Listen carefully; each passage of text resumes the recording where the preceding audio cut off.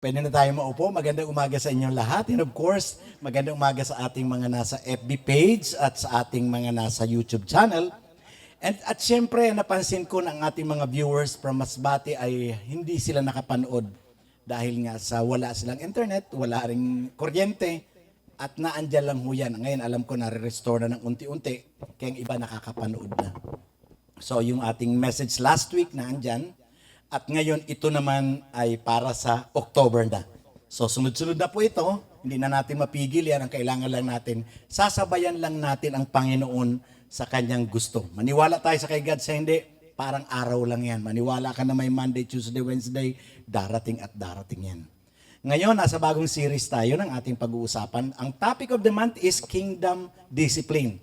At sa 4 na linggo, ang tawag natin ay series. Series number 1, series number 2, series number 3, and 4 for the 4 weeks. So, welcome everyone. Sisimulan natin itong Kingdom Discipline. Ano ba ito, Pastor? May hawak ka bang latigo? Iba itong pag-uusapan natin. Ang lagi natin iniisip kapag discipline, may latigo yung leader. Hindi. Pag-usapan natin yan. Dahan-dahanin natin. Ha? So, Kingdom Discipline. Makita nyo na sa word na DC, merong isang bulb na laging pinag-uusapan natin. Pag pinag-uusapan ang Bible at ang Kingdom, wisdom ang habulin mo. Kasi naandun ang blessing ni God, yung still small voice or yung gentle whisper. Get the wisdom at alam mo may kapupuntahan ka. Pero kung attend, kasi kung tutusin, kung pag-uusapan natin yung pag-attend lang ng church, matagal na tayo, lumaki tayo na nagsisimba. Look at the Philippines. Look at the world today. Still the same. So merong something wrong na kailangan natin maintindihan. So Kingdom Discipline, the 211 Ministries Word Feed. Kasi ang calling namin mga pastor is to feed the flock. Kaya itong word na itong papakain, hindi lahat nabubuhay sa tinapay ang tao, kundi sa salitang namumutawi or lumalabas sa bibig ng Panginoon. Yan. So, ready na kayo sa Kingdom Discipline? Masaya ito. Kakaiba ito. Kung paano man ito, basta hanggang December na yan, na ni-ready na tayo ni God para sa atin. Tama ba ito? Ba't ayaw? Whoop! Ate Chi, ayaw sa akin. Saan ko ba? Okay. Ayan. Yan, okay na ba? Yan, yan. So pag pinag-usapan natin Kingdom Discipline refers to the practice and konsepto of living in alignment with God's principles and will, both as individuals and a community of believers. Ang pag-uusapan natin na disiplina rito, hindi ako hahawak ng latigo or pamalo. Lahat tayo kailangan i-apply natin ang word ni God, ang principles of the Bible, ang konsepto ng kingdom principles, dahil individual issue ito. Kasi alam naman natin lahat tayo, ako, binantayan ako ng magulang ko, tumatalon pa rin ako sa pader, mga boys, di ba? Cutting classes. Mabait tayo sa bahay, nagbabantay, wala kang allowance pag hindi, di ba? Pero ganun pa rin wild. Itong pag-uusapan natin dito, hindi ko kayo babantayan. Ang pinag-uusapan dito, if you want to receive more benefits from the kingdom of God, then you have to obey Him. Ngayon, kung ayaw mo, bahala ka, hindi ako mawawalan. Tandaan natin, pag nagloko kayo, nagloko si Mako, hindi mawawalan ako ng blessing. Still, ang individual ang obedience natin kay God. Both as individuals and community believers. So, huwag kayo matatakot sa akin, hindi ako hahawak ng latigo dito sa Kingdom Discipline. Ito ay individual issue. Nasa iyo. Kasi ang tao, kahit bantayan mo, ang problema natin nasa mind. Pwedeng sabihin niya na, di ba mga bata, upo! Nakaupo ako, daddy, pero nakatayo ako sa isipan. Di ba yung rebellious attitude? Hindi mo mababantayan ang tao. So, Kingdom Discipline refers to practicing concepts of living in alignment with God. It's up to you kung gusto mo maging aligned kay God o hindi. Ikaw yan. Meron tayong free will. Then, the Kingdom of God is the gospel. So, para lang ito sa gusto ko maintindihan natin na ang tinuturo ni Jesus Christ na gospel ay Kingdom of God. Hindi death, burial, and resurrection. So, iklaro natin ito at hindi ito tinuturo at ngayon, babalikan natin nang sabi sa Bible, the kingdom of God is the gospel that Jesus preached. Ang pinipreach ni Jesus na gospel ay nag-iisa lang. In this gospel, nag-iisa hindi this na THESE. The good news of the kingdom is the hope and solution to the chaos in our world today. ang kingdom of God. Napansin niyo ang gulo ng tahanan, ang gulo sa school, ang gulo ng mga nasa Senado. Kasi ang problema talaga gobyerno. Kingdom of God means government. The only form of spiritual government preached by Jesus Christ. At ngayon, ginagawa nilang democratic ang church, ginagawa nilang ang iba naman ay dictatorship. Still, the government that Jesus preached was this, kingdom of God. The only form of government that Jesus preached. So, dahil ang focus natin ay discipline, nakatutok tayo ngayon sa Matthew 6:33. If we will make this kingdom of God a priority with proper discipline in seeking for it, we will experience the promise, all these things will be added unto you. Merong promise si God sa Matthew 6:33 at ito ay talamak na talamak, madalas sa ating ginagamit na verse, seek first the kingdom of God and its righteousness and all these things shall be added unto you. Pero sa ibang translation, sa New NLT, New Living Translation, and all these things will be given to you as well. Ngayon, ang tagal na itong promise na ito, nakasulat sa Bible. Ayaw nyo bang mahawakan ito? Ito ngayon ang challenge. Kung ayaw mo, keep on doing what is opposite to the will of God. Dapat nahawakan ito. Dapat ang faith tangible. Ang faith hindi nakikita, pero ang resulta niyan, pwede mong hawakan. So bakit ang focus natin Matthew 6:33? Tandaan natin ito ha. Discipline without a purpose is ineffective and can feel like self-punishment. Magpa-fasting ako. 40 days. For what? Wala lang. That is self-punishment. Para saan yan? Magsisave ako ng pera, hindi ako kakain, isisave ko lahat. Para saan? Wala lang. Wala. Self-punishment. So, as discipline inherently involves a motive or goal to which it serves as the bridge. So, ang discipline natin ay bridge lang ito towards your direction. Kaya itong kingdom discipline, ano ang target natin? Yung all these things shall be added unto you. And all these things. Ngayon, pastor, ayaw ko sumunod. Bahala ka. Hindi ako mawawalan. Remember, this is an individual discipline that we have to follow. Okay. Ano na naman ito? Ayaw na naman sa akin. Patay. Siguro wala na itong battery. Bilhin nga natin itong Motolite. So, anong purpose natin ito? At least may idea kayo sa takbuhan itong October na ito. Walang bantayan. It's up to you if you will follow God or not. Ikaw ang mawawalan. So, ang purpose natin ito is to explore the spiritual disciplines and strategies of the kingdom of heaven. Gusto kong makita ninyo ito, marami tayong paraan. Magagaling tayo, ako maplano akong tao. Kaya ko magplano ng 10 years, 20 years. Meron akong kakayanan yan. Pero ang problema nga, itong plano na ito, kadalasan, hindi naman natutupad. Meron tayong New Year's Revolution every January, di ba? Every January 1, itong aking New Year's Revolution. So natapos na lang yung New Year, natapos na lang isang taon, ganun pa din. Magpapakabait na ako, mabait na lahat, ikaw ang naiwan.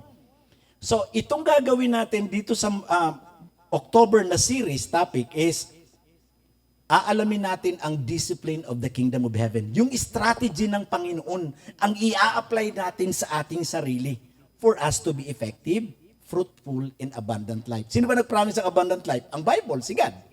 Gayahin na natin yung nakasulat lahat yan dyan. Kaya itong kingdom discipline, hindi ito para bantayan kayo, hindi kailangan latiguhin si Mylene, kailangan, tingnan mo sinasabi ni God, kung gusto mo. Kaya nga ang pananampalataya, hindi tutukan dito. Maniwala ka mga ako, ha? Dennis, maniwala ka, ha? Hindi kailangan Armalite dito para maniwala ka. It's up to you if you will believe, have faith in God or not. Ito masaya, tingnan nyo. For the whole month, itong pag-uusapan natin. Series number 1, diet thinking. Yan. Diet thinking, under yan ng kingdom discipline. So, is this your first time narinig yan? Diet thinking. So, diet lang ha, wag yung tatanggalin ng letter T. Kaya ang iba maraming namamatay kasi diet nga. Ang iba ayaw kumain. Kumain ka. Kasi dinisign ang diet thinking. So, okay ba sa inyan? Number 2, big thinking. Hindi yan think big. Big thinking. Kaya huwag kayo mawawala next week. Ito, possible thinking. Hindi ito tayo positive thinking. Sabihin ko sa inyo, hindi ako positive thinker na tao. I'm a possibility thinker. Then, last one. Series number 4. Backward thinking. Hindi yan thinking backward, backward thinking. Lahat yan, kung titingnan nyo sa Bible, kung nagbabasa kayo ng Bible at medyo naghahanap kayo ng bulb, ng wisdom pag nagbabasa ng Bible, lahat yan ay strategies of heaven. Hindi ko personal yan na word. Hindi ko linyahan yan. As I was reading the Bible, I was studying this series for October, yan ang nakita ko. Okay ba sa'yo, Joby? Diet thinking. Okay ba sa'yo, John? Is this your first time, Alice, nakita yung diet thinking? Okay. Sa'yo, Kate. Sabi ko sa inyo, pag dito sa atin, hindi puro kopya, talagang kailangan natin aralin, paluin tayo ni God. Tinawag ka, Dennis, mag-aral ka. May mangungopya rin lang naman ako, aralin ko din. O, yan na yan. So ready na kayo sa ganyan? So start natin, huwag na natin patagalin. Diet thinking. Okay pa sa'yo mga boys? Okay pa sa'yo, Charles? Sa'yo bro, okay ka lang? Sa'yo, Mia, okay ba sa'yo yan? Kaya sakto-sakto kaya bago kayo umuwi ng gihulngan, uwi na ito ng mga negrenses na yung mga ito. So, malapit na tayo magkaroon. 211, Domaget, E. Yan. So, diet thinking. Ito lang sa inyo. Kung alam nyo may calling kayo, then be a blessing to your community. Dahil iyan din ang ituturo. Ngayon sa Masbate, simultaneous tayo ng grupo ni Pastor Raymond sa 211 La Laguna, Mubong Masbate. Ito rin ang topic nila. Diet thinking. Sige. Okay ba sa'yo, Chia? Diet thinking. Sige, mag-diet tayo. Okay, let's go. Diet is another term for discipline. Ganun lang kasimple. Diet. Nananaba ako. To reduce food intake or promote weight loss. Itong word na diet thinking, hindi ito galing sa akin. Nabasa ko lang ito na sa mga weight loss practitioners sa US, sa Europe, mas effective daw kapag ikaw ay nagda-diet, nagpapapayat with may inclusion na diet thinking. Kasi mas effective, katulad yan, hindi ako kakain ngayon, mag-exercise ako, may weight loss ako, pero sa mind mo, ice cream, hamburger, kailangan yung merong Di ba? Wala din. O hindi ka nga kumakain dahil nag-weight loss ka ngayon, pero pag hiwalay nyo ng inyong tropa galing sa gym, andun ka na, nilalantakan mo na yung samgyupsal. Di ba? Ganun, kita mo. Tapos pinapalabas na kayo sa samgyup, ayaw nyo pa umalis. O dagdag pa. Second round. Di ba? Diet thinking. So may idea na kayo. Pero hindi natin pag-uusapan dito yung dietitian issues na diet thinking. I-apply natin ito for spiritual purposes. Ang application. Yan, kaya nakalagay sa ilalim para hindi ko makalimutan. So may idea na kayo ng diet thinking ha. Mga kapatid, tama na may discipline tayo. Other word for discipline is diet. Spiritual discipline, diet your mind, diet your thinking. Maging sa inyo na nasa weight loss program, please, ang word ni God sa atin, maging sa Bible, meron yan. Whatever you do, whether you eat or drink, please diet. Hindi diet. Pag tinanggal mo ang T sa diet, maraming namamatay. Anong sakit ng anorexia? Hindi na ayaw na kumain. Anorexic. Naging siksik na ang kanyang katawan. Ganun. So ang idea lang na kailangan mong kumain pa din. Kailangan mo ng energy. Pero kung nasusobrahan ka naman, alam mo naman na yon. So diet thinking. Let's go. Point number 1, diet your mind from self and outside inputs.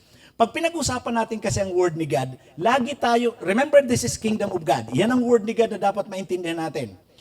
Kung sinasabi ng mga dietitian na mas effective ang diet thinking sa mga nag-weight loss program, nung binabasa ko yung kanilang article, nakita ko na tama pala, alam mo, effective talaga pag nanggagaling sa mind kasi issue talaga ito dahil ito rin ang preach na unang word ni Jesus sa mga disciples.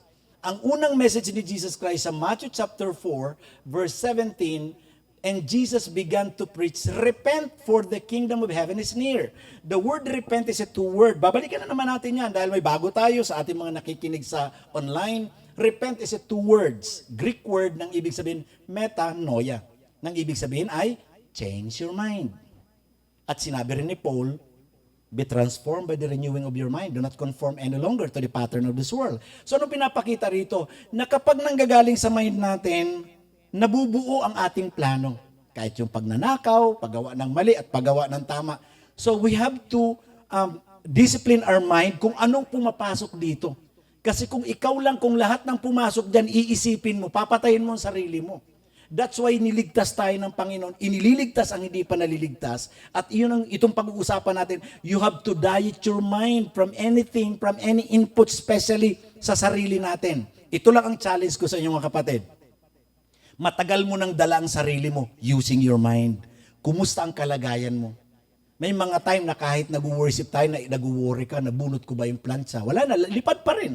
Oh, ang iba, okay, magpapakabait na ako talaga, pero magpapapayat na talaga ako, pero ang naiisip mo, twice a week, mag-ano ako, Vikings. Ano mangyayari sa iyo? So, diet your mind from self and outside inputs. So, ano yung lalagay mo dyan? Word ni God. Kapag may word si God, kailangan iyon ang ilagay mo at i-diet mo ang sarili mo sa mga personal mo na ideas. Remember ang Matthew 6:33 na ituro pagkatapos ng word, do not worry about food, about dress, about anything in this world. Kung doon ka nag-worry, nagkakasala ka at pinapatay mo ang sarili mo, mauwi ka sa depression. Diet your mind. Control your mind. Other word for diet is control, subduing. Babalik na naman tayo sa Genesis 1:28. You have to subdue this, control this. O katulad yan, malapit na naman ang anong darating ngayon? 10-10. Darating na naman. So naisip mo, may sweldo ako, tapos may nakikita ka, may magsisale na naman. Tama yon, pero you have to control this mind. Sabi ba? So 10-10. Okay. So diet your mind from self and outside inputs.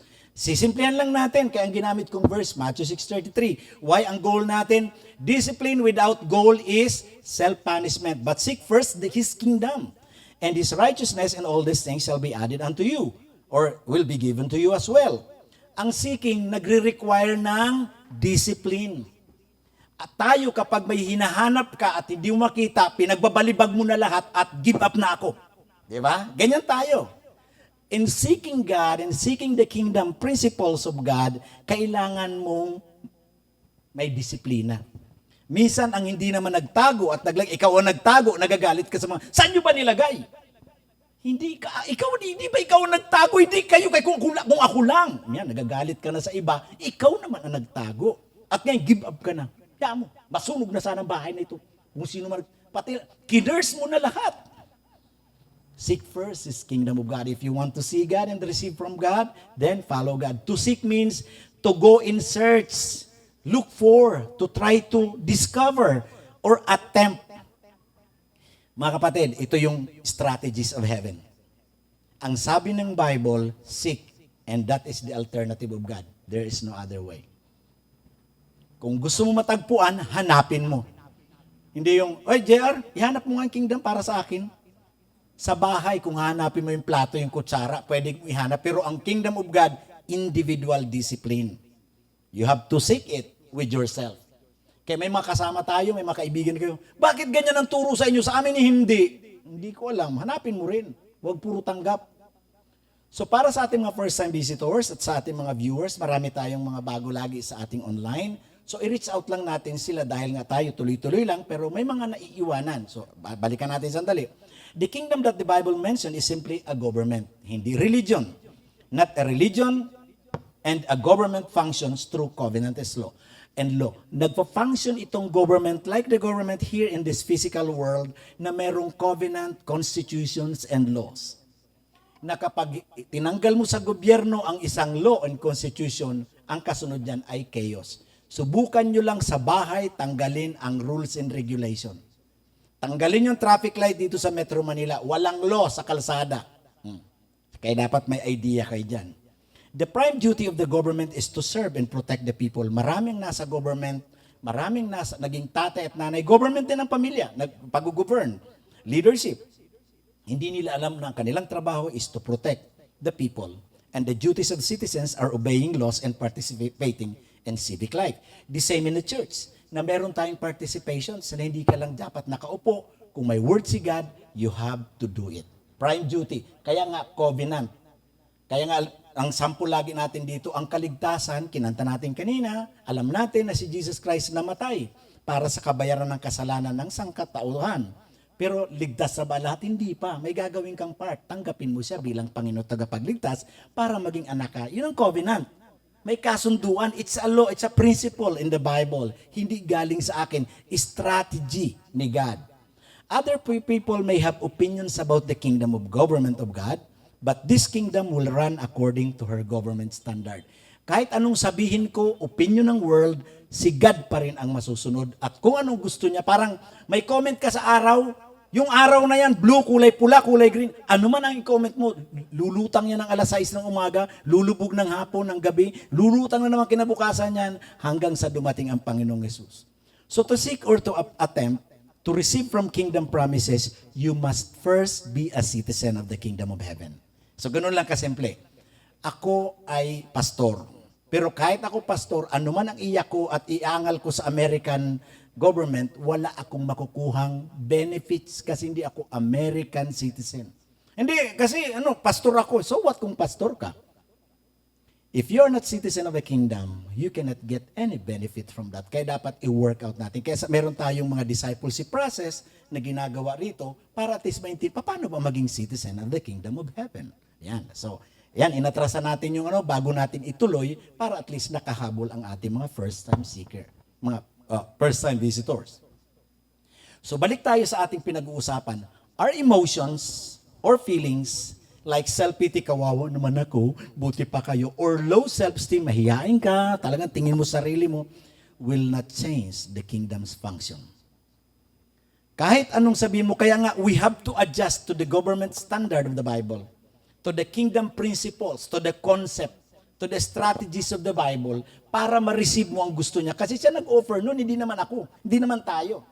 Kaya kapag natatakot ka, nahihiya ka, or ano pa man, ayusin mo yung sarili mo, i-align mo kay God for you to receive. Marami rin ang religious opinions from the outside. Pero ang kingdom of God, tanda natin, hindi mag-a-adjust sa opinion ng iba. Tayo mga Pilipino, pag may nag-comment sa'yo, ina-adjust natin, lalo yung mga nasa FB, Instagram, at kung saan-saan. Ang daming comments. Pero namumuhay na tayo sa opinion ng iba at hindi na ayon sa Panginoon. Kaya ngayon ito, for you to become an effective Christian believer, serving God, you have to adjust and align to the strategies of the Bible. Okay? That's why you have to diet or control your mind to self. Alam niyo ba kung sino nagpapahirap sa atin? Next week babanggitin ko sa inyo ito. We are all imprisoned by our own thinking. We are all imprisoned. Iniisip ko, tingin sa akin ni Alice, ganito, tingin sa akin yan, mga taong ito, kung tumingin sa akin, sama-sama ako talaga. Tumitingin lang, nag-judge ka na. Sino nag-judge nun? Ikaw. Ikaw ang nagdesisyon. Kung tumingin sa akin, tingin sa akin, itim-itim ko. So what kung maitim-itim ka talaga, Dennis? Di ba? Ang dami-dami nating kinukomment sa sinasabi nila. Gumagawa tayo, nagsasalitang isipan natin mag-isa. You have to control that mind dahil matagal na tayong ganyan. Marami na tayong kamag-anak ang nabuang. Nabaliw, di ba? At sinusundan pa natin, alam nating hindi effective. Kung maitim ako, maputi ka, matangkad ako, mapayat ka, or ano pa man, bigay sa iyo ni God, bagay sa iyo yan. Ang iba, pinipilit tumangos ang ilong, sarado na tuloy, wala nang butas. So, hirap na hirap huminga. O lagyan mo ng extension na straw para at least makahinga ka. That's why you have to diet or control your mind to self and outside inputs or opinions if you want to enjoy the benefits of this kingdom. So nakita nyo? Kaya sabi sa Bible, set your minds on things above, not on earthly things. Kaya yung pamumuhay ko ngayon, strategies of heaven na. Kasi matagal ko nang dala ito, nag-elementary ako, nag-high school ako, nag-college ako. Sa aking sariling paraan, aking thinking, palpak. That's why, Lord, I surrender. Yan yung nagsusurrender tayo. Pero kung sa palagay mo, kaya mo talagang buhayin ito hanggang sa heaven, ang buhay mo, hanggang sa 80 years old ka, Lord, kaya ko pa, ako na muna mag-iisip. Sige. Pero kung kailangan mo ng tulong, andito lang kami sa 211 Ministries. Yan ang sinasabi natin. Marami sa atin ang ikinulong natin ang sarili natin sa paniniwala, ego, pride. Kaya ko to, iba ako, ibahin mo to. Sige. Kaya nga sabi ni God, anak, lumapit ka sa akin. Alam ko ang future mo. Alam ko ang future mo. Ngayon, katulad yan, hindi masama mag-gym. Ito mga boys, nag-gym sila. Tama yan. Pero sinabi ng mga doktor, lahat tayo nawawala ang body mass pag umaabot na ng 70. Yung mga muscle mo, dati maselan ka talaga. Ngayon, puro na balat na lang, naglalaglagan na. Bakit? Design ni God. Kahit tanggapin natin sa hindi yung muscle ko, maselan talaga yan. Muscle, ha? Lahat, uuwi ka pa rin. I-acknowledge mo, God, you are my God, you are my Lord. Kahapon, nag-bike kami, mountain bike, going to Buso-Buso. Grabe naman yun. Pag nagbabay ka, parang kita mo ang langit. No? Parang hirap na hirap ang bike ko kahapon. Gusto ko na itulak eh. Kanaawa ko sa bike ko. Parang hindi maka... Alam nyo, napakahirap. Kumbaga, kailangan ko lang i-exercise ang sarili ko. Pero sa totoo lang talaga, at my age 59, nahihirapan na yung bike. Di ba? Yung bike ang nahihirapan. Kaya gusto ko tulungan. Itutulak ko ito. Di ba? Ang idea na tumatanda tayo, kahit anong galing, kahit anong plano natin, doctoral ka man, masteral, control your mind. Sino ba yung kilala ninyo? May kakilala kay paborito kami ni Led, pinakamagaling sa kusina. Anong kinamatay? Nagpatiwakal. Samantalang napakayaman na nila. Sino ba yung magagaling na mga K-pop artists na mga kasama natin? Mga barkada natin, Kilala ninyo, di ba? Ang galing-galing ayayaman na, pero tingnan mo, sira pa rin ang buhay. Why? They are trying to run their own thing on their thinking. Control your mind. Diet your thinking. And point number 2, align your mind to the truths of God's Word. The truth will set us free. Yan ang sabi sa Bible. The truth will set us free. Others are facts of life. Ang facts of life is just an information. Katulad niyan, sabi ni God, I'm a healer. Sabi ng doktor mo, malala ka na. May taning ka na, 4 na buwan ka na lang. That's a facts of life, information. Pero the truths, He is a healer. I still believe, kakapit ako sa iyo. Yun ang ititrain mo ang sarili mo. The strategies of the Bible. Strategies of the kingdom of God. Wala, pahirap ka na dahil puro ka utang, puro ka mali, puro ka luko-luko, sabi mo yan, hindi ikaw ang aking Panginoon. I will still align my mind to the things of the Bible. But seek first the kingdom of God in His righteousness. Kanina pinag-usapan natin na seek first, di ba? Ngayon, His righteousness. Ano bang ibig sabihin ng His righteousness? Simple lang. His Word, His Scriptures. Pag in-apply mo sa buhay mo ang Word ni God, you are righteous, doing the righteous things. Ang problema, hindi kasi ito ang sabi ni ng ganitong quotations. Tama yon. Pero righteous ba yon? Word ba ni God yun? Kaya nga, strategies of heaven. Maaring may comment si kumari, si kumpare, ang ka-office mates mo. Comment nila yon, opinion nila yon, but close your mind kung iyon ay against sa sinasabi ni God. And all these things will be given. Itong challenge ko, which is hindi natin ito iniisip. May comment sa iyo ang kumpare mo or kaibigan mo or nabasa mo sa Facebook, anong promise nila? All these things will be added ba sa iyo? Wala. Bahala ka. Pumalpak ka sa pag-apply ng kanilang opinion o hindi, wala. Ito ang problema natin sa Pilipinas. Kapag may suggestion na sinabi sa atin ng ating mga magulang, ang ating mga ninuno, ang mga tito-tita, lolo't lola, ang ibig sabihin nila, i-apply mo na yan. Dapat natin maintindihan at kung meron kayo inaabutan kayo nito, ang suggestion ay opinion. Ang opinion ko sa iyo, Edwin, ganito. Ang suggestion ko. Suggestion yun, ikaw ang magdi-decide. Ang iniisip ng iba nating kamag-anak, dahil na-suggest ko na yan, gawin mo na yan, Kate. Suggestion yun. Pero siyang mag-a-apply, si God nga. Truths of the Bible, nakasulat sa Bible, binigyan pa rin tayo ng, may free will ka pa din. Tayo, ang suggestion natin, sinabi ko na sa iyo yan, Jeff. Inulit mo pa. Bakit? God ka ba?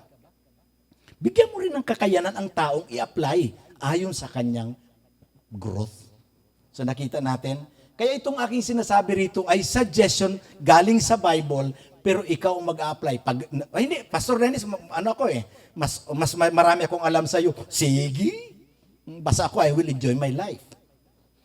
Only the truths of the Bible can set us free. Other promises can lead to schisms. Baliktarin ko na lang. Alam natin pag schism, sakit sa tiyan yan. So align your minds to His righteous words.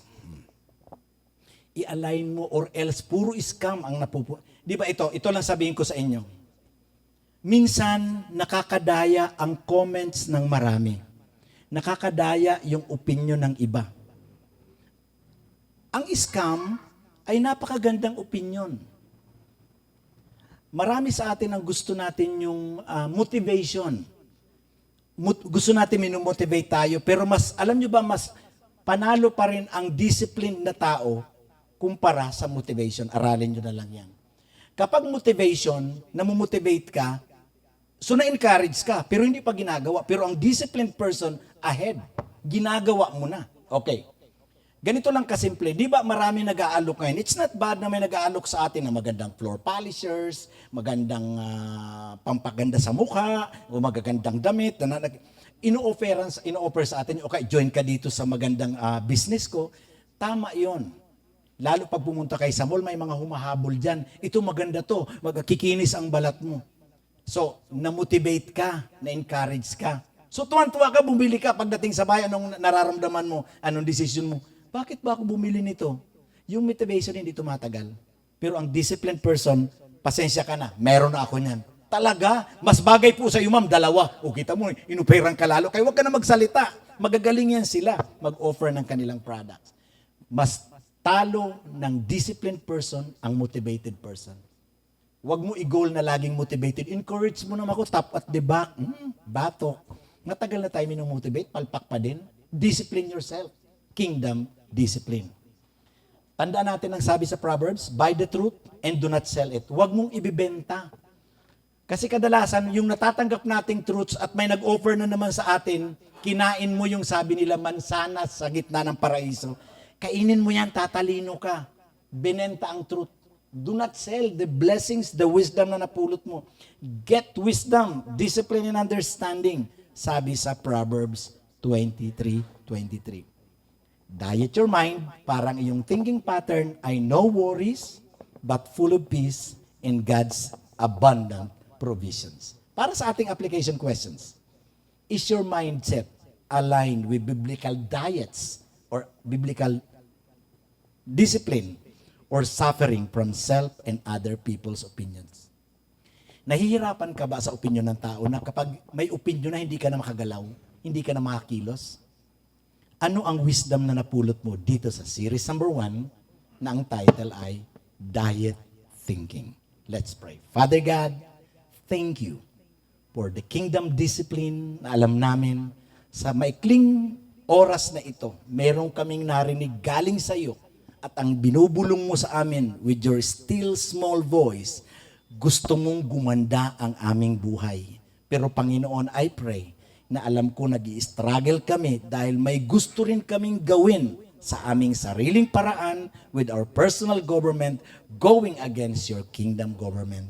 I just pray, dear God, sa aking kapatiran, kung ikaw, Panginoon, binigyan mo kami ng chance magkaroon ng self-will, Lord, I'm just giving them also the leeway, God, to think about your offer na gusto mo na ang bawat isa sa amin makatanggap ng all these things will be added to us na naandito ngayon. Maging sa aming viewers online, sa FB page, sa YouTube, I just pray, dear God, for them. Kung ano man ang napakinggan, Panginoon nila, nagawa ko ng parte ko, and just itinatagubilin ko, Panginoon, sa iyong wisdom na napakinggan namin ngayon at napag-usapan dahil alam ko, Panginoon, paganda ang buhay kapag laging ikaw ang aming sinusundan. Thank you, God, for the kingdom of heaven strategies and the wisdom how to live a life with an abundance coming from you. In Jesus' name I pray. Amen. Palakpakan natin si Lord.